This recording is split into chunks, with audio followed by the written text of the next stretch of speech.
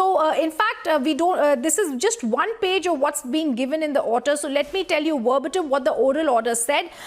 I'm going to go across to it. Taking the holistic view of the entire matter, we formulated few questions. The questions that have been formulated by the Karnataka High Court are whether wearing a hijab is a part of an essential religious practice in Islamic faith is protected under Article 25. The second question that the Karnataka High Court has framed, and we're giving you what they've said, is whether prescription of school uniform is not legally permissible as being violative of petitioner's fundamental rights guaranteed under Article 19(1)(a), that is freedom of expression, and Article 21, that is privacy of the Constitution. Viewers, the questions that have been framed by the Karnataka High Court are answering each and every aspect.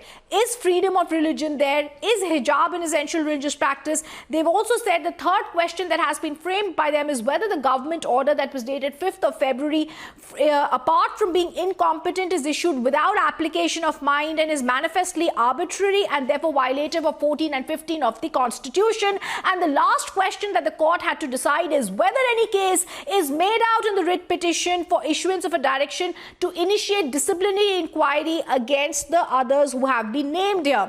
They've answered the questions, and this becomes the crucial aspect that we want our viewers and our panelists to be hearing as we get you that exclusive copy that's on your screens. The answers that have been given by the Karnataka High Court are: we are of the considered opinion wearing of hijab by Muslim women does not form a part of an essential religious practice in Islamic faith.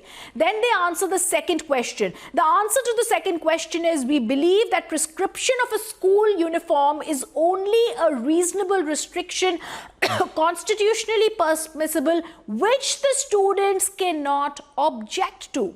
The answer to the third question is: the government has the power to issue the impugned government order and no case is made out for its invalidation. The government order had said that a uniform has been prescribed. The answer to the fourth question is: we're of the view no case is made out for issuance of any directions for any disciplinary inquiry against the respondents, and accordingly they say the writ petitions devoid of merit are dismissed. In view of the dismissal, all the pending applications are insignificant and disposed of. If I can go back to our panelists who continue to be with us on this, Dhruv Jati, a student activist, is also joining us.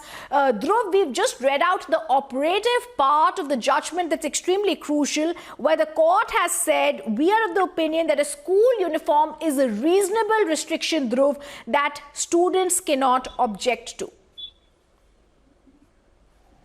Right. So either ways, this is what the CDC had said initially, and the schools and colleges which didn't have the CDC were where the Muslim girls are wearing the hijab. But something that we need to understand here is that this may not sit well among some section of societies, and this is, according to me, completely... I am just going to interrupt you, Dhruv, for just one moment, because the 129-page order, the verdict from the Karnataka High Court is first on Republic TV. Exclusively, we are getting you what it says as we get this 129-page order, and I'm going to quickly go across first to the operative part. 129 pages of an authoritative judgment, and the court is now stating, and I'm going to go across to the different things that the court has stated. I'm going to go across to, they've said, the petitioners had sought for, okay, I'm just going to scroll up to go across to what I believe. They've actually gone into great details as I'm reading this out on page 117 of the 129-page order on whether it's a religious practice. I want to first go across to what the court says about the government order. They say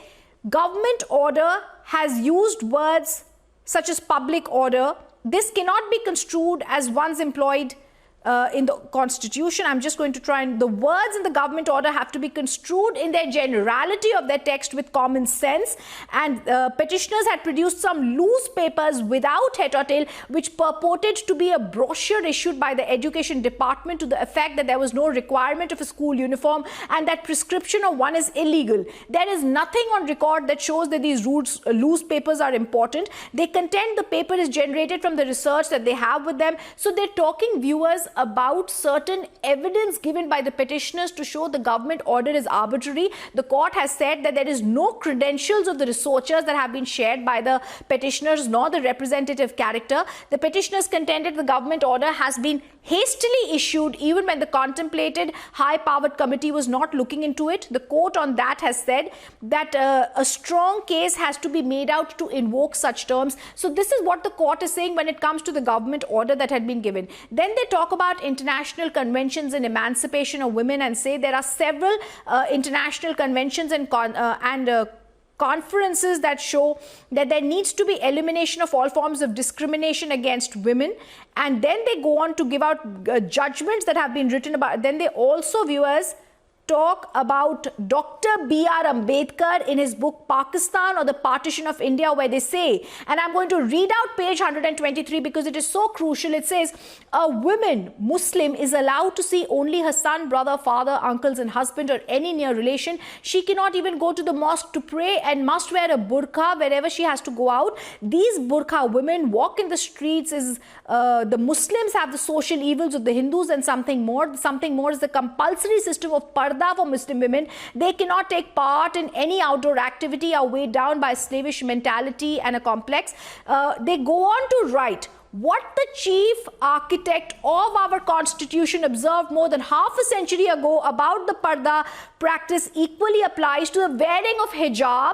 There is a lot of scope for the argument that insistence on wearing of hijab for the headgear in any community may hinder the progress of emancipation of women in general and Muslim women in particular. Very, very crucial words from the court coming when they say hijab is not an essential religious practice for progression of the Muslim women, and the court says that mitigates against our constitutional spirit of equal opportunity of public participation and positive secularism. Look at the language the Karnataka High Court, viewers, uses today to give out what they say is a progressive judgment for Muslim women. Prescription of school dress code to the exclusion of hijab or bhagwa or any other apparel symbolic of religion can be a step forward in the direction of emancipation and to access education. It hardly needs to be stated. This does not rob the autonomy of women or their right to education, as they can wear any apparel outside the courtroom.